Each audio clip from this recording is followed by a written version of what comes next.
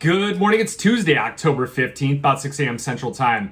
Overnight, the precious metals are higher after futures corrected on Monday on holiday-type trading volume, while the S&P 500 marched on to new record highs, and it was the 46th new record high of the year for all you stock market bears out there. So I'll be on CNBC around 1:15, 1:30 Central Time on a segment called Market Navigator, discussing one of the commodity markets. It'll be probably copper, crude oil, or the gold market. I'll try and push for silver, but it's a little bit tough with not a lot of action going on in the silver market to push that kind of agenda, especially on a mainstream media like CNBC. So to give you guys a recap and kind of what's going on in these markets, because I think there's an interesting dynamic that's brewing in the background that's really going to benefit gold and silver traders here. So basically, we have a collapse going on in the crude oil market. It's down about 5% overnight, and we're hovering right around $70 on the November contract. So two major developments occurred on October 14th, which was yesterday. OPEC cut its demand forecast for 2024 and 2025. So the demand is seen growing at 1.9 million barrels per day versus 2 million barrels per day in 2024 and 1.6 million versus 1.7 in 2025. So that's the first component, and that's the reason why we sold off yesterday for most of the session. Now it got tailwinds overnight and into the early hours of the evening, starting as Israel had walked back from the prospects of bombing Iranian oil and nuclear facilities. If you've been following the Metals Minute, I flat out told you that I just don't see that. That would be just such a greater escalation that it would have consequences beyond no other, not to mention that Israel would be put really in a bad place here from a political standpoint because of the fact that the global economy would be so negatively impacted, and we're already declaring some kind of victory on inflation, and that would escalate it tenfold here as many central banks in many countries are worried about the deterioration in their particular labor markets, especially in the US. So Israel Prime Minister Netanyahu told the Biden administration that he's willing to strike military targets rather than oil and nuclear facilities, and that kind of pulls back those prospects of a all-out war. So what that does is it actually helps the gold market, because if you look at the gold market recently has had very muted response towards any kind of reaction of rising geopolitical tensions in the Middle East. So the traders had rotated out of the gold market because of that, and it went full throttle into the oil market. Now that money needs to find a home. So looking at the overnight price action, you've got December gold up $4.40, trading right at about $26.70, comfortably in this new price band again. $26.54 on the downside.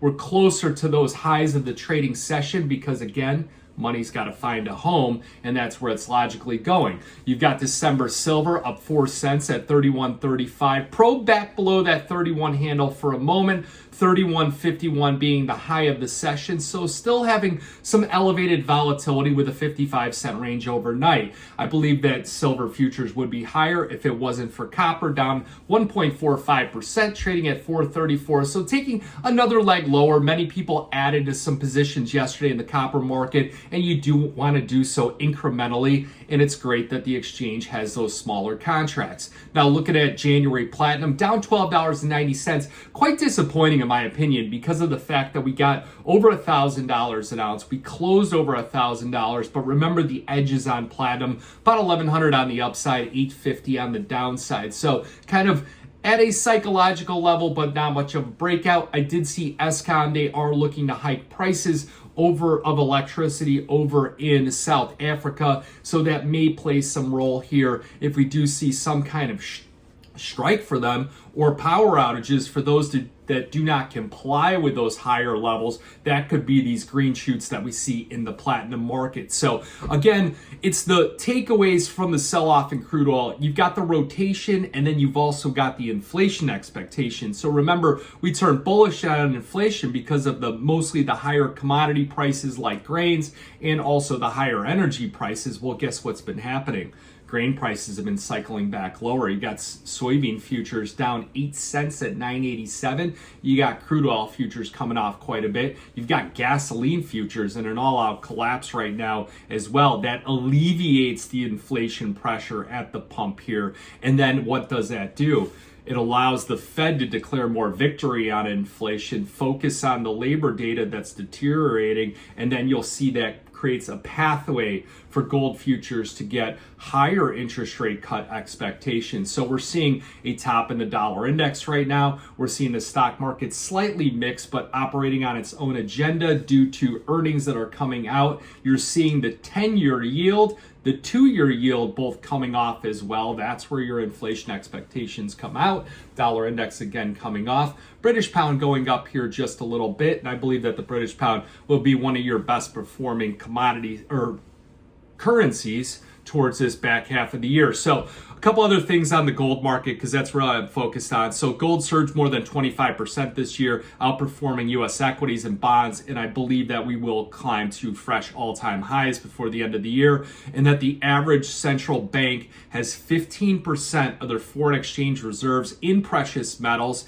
and that the reserve managers from Mexico, Mongolia, and the Czech Republic just recently said that they are looking to boost those types of assets in their central banks. Now, two more spotlights on gold and silver, a little bit all over the place here on this one, is that money managers cut their net bullish bets on gold to the lowest level in 8 weeks. That was according to CFTC data. So that's why I think that with oil prices coming off and everybody jumping in there, that those money managers that chased oil higher, they're going to have to go back again. Like I said, I think that they'll go back into the gold market. And then also now the hedge funds, they reduced their net bullish silver bets to a 4-week low. That's according to the same data. So once the gold futures get too stretched in correlation to the silver, so that's where you bring up the gold silver ratio. And if you're on CQG, you put just GCE/SIE and you'll get the ratio, and it's 85-1. So I believe that gold futures extend up, silver futures are kind of hanging on to the copper market. Copper gets a little relief rally, silver futures bounce up, gold silver ratio takes out like 83-1, 82-1, and then we could get some meaningful action again in the silver market. So other than that, CME Fed Watch Tool, we got 86% chance that they cut rates 25 basis points. We have two Fed speakers here today at 11:30 and 1 p.m. Central, Daly and Kugler, and then we have Empire State Manufacturing data coming out as well. Not a big mover and shaker. Fireworks don't start until Thursday on economic data. You got any questions, give me a call. Again, a little bit all over the place, mostly focused on oil, but I really think that it's a good backdrop story that helps out the precious metal bulls. So got any questions, give me a call, 312-858-7303. Remember, futures option trading does involve risk of loss. I'll be on CNBC later today, and give me a call. Thanks.